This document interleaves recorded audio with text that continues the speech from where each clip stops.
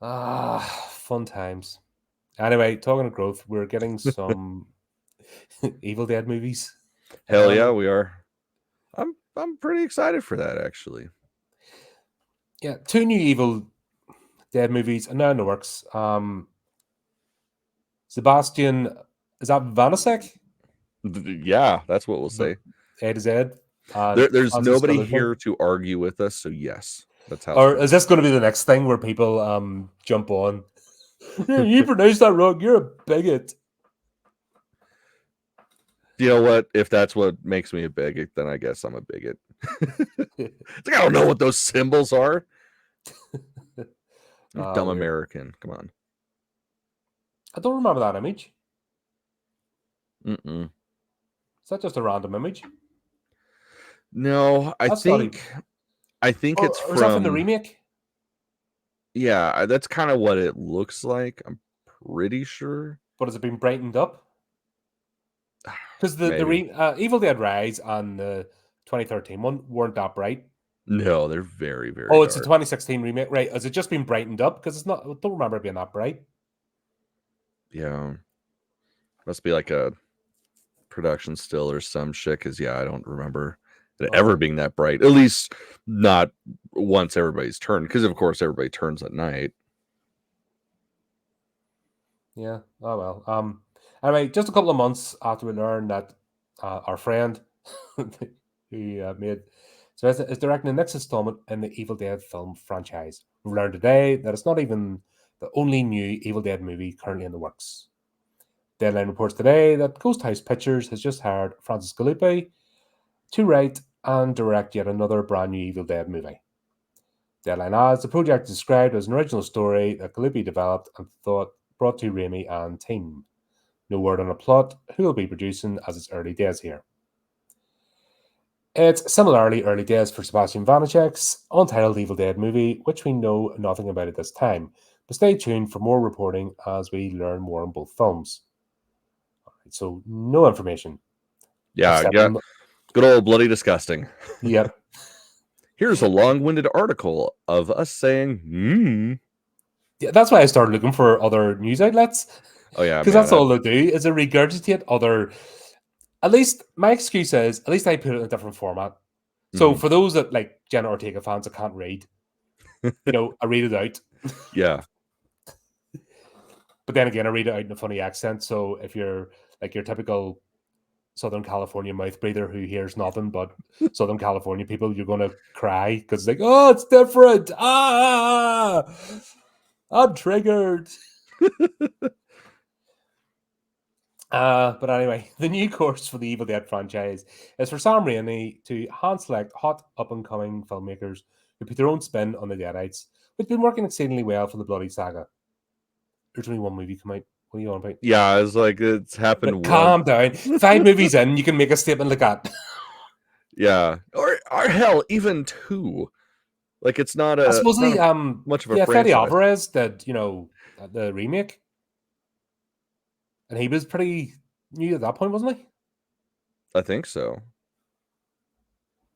I'm pretty sure. Yeah. I don't remember, honestly. Oh, yeah, as I just said, Fede Alvarez directed the remake 2013, which paved the way for Lee Cronin's Evil Dead Rise last year. Was that last year? Yeah. Why do I think that was longer? It's been a long fucking year. I'm just like, okay, that was 50 reviews ago. Right. I mean, one might say that you're a little busy. The last stop in Yuma County, Francis Galluppi's feature debut that impressed Grammy and the team hasn't yet been released. It's currently set for a theatrical and at home premiere. Oh, for fuck's sake. This bullshit again. Release it in the cinema, wait a bit, then release it in streaming. Then you'll not wonder why your movies don't make money. Right. Fucking dumb bastards. Mm-hmm. Yeah, I don't understand that model at all. Francis Galluppi. Plus, it's also like it's only in theaters for like a week or so. It's like you don't even get a chance to see the fucking thing. Yeah, people think I don't know, these idiots think that you're just waiting. Like, why all they do is go to social event to social event, and that's their whole thing. Mm. I think they believe that we're the same. That, oh, right, I got to be at this event. And that's all I do. Yeah, fuck But if that. you've got shit planned, well, guess what? You're not going to see the movie for maybe another week. Like, if I've got streams planned, well, guess what? They take priority. Mm-hmm. And then I'll go and see something. I'm not going to be chopping and changing and running after whatever's new, because that's crap. Right. Yeah, it's probably dog shit anyways. Yeah. But I've talked about this ad nauseum now. Go back, use the same business model just with the new technology. Opening cinemas first. That's your major cash cow. Leave a decent amount of time and then go to streaming. Mm-hmm. Same way as it used to be, you went from the cinema to VHS to the TV. Mm-hmm. So you then go from the cinema, or when it went from the cinema to DVD to TV, from cinema to Blu-ray. You know what I mean? The technology changed, but the business model stayed the same because it worked. Yeah. So all you do is replace the Blu-ray with streaming. Mm-hmm. If they pay enough. If not, you do your Blu-ray release and maybe just swap it around. So you have streaming for a year and then you have your limited edition Blu-rays come out. Mm-hmm. Job done. Like, I'm no business person, but fucking hell, that makes sense to me. Rather Right. than releasing things at the same time and then wondering why you're not making any money at the cinema. Right. And then the cinemas are getting pissed off and then they're closing down, then you're losing that whole avenue.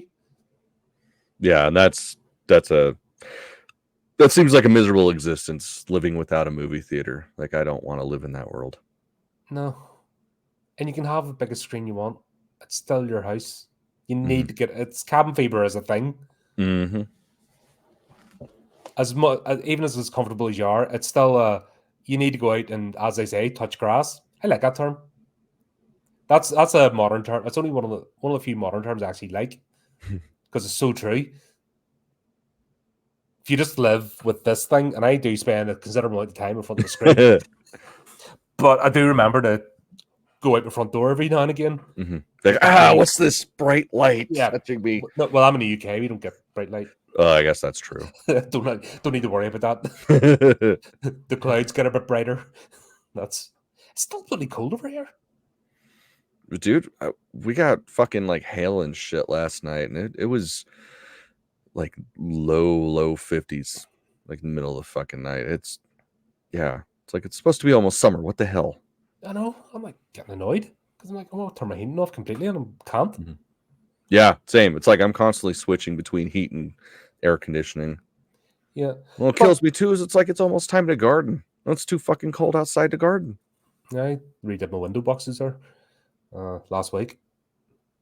That was fun. Nice. And that's about as much as I do. I managed to keep plants actually alive. I think I've sort of figured it out. Like, I had a basil plant, and I mean, it was glorious. Mm-hmm. And then overnight, it just died on me, and I broke my heart. Damn. Because I watched this thing go from like a pot to like humongous, mm-hmm. and then overnight just wilted. I'm like, what did I do? What? And I just never got another basil plant since because I'm like, I couldn't do that loss again. Yeah, man, it's rough. You get attached like quite a bit. But Sam Raimi, it looks like he's getting ready to pass the torch. And he's giving other people a shot. What do you think? I'm cool with it. Like, as long as he's involved, like, I'm okay with it. Because I mean, ultimately, it's his say. Like, hey, this is fucking stupid, or hey, this is golden. Like, it's good.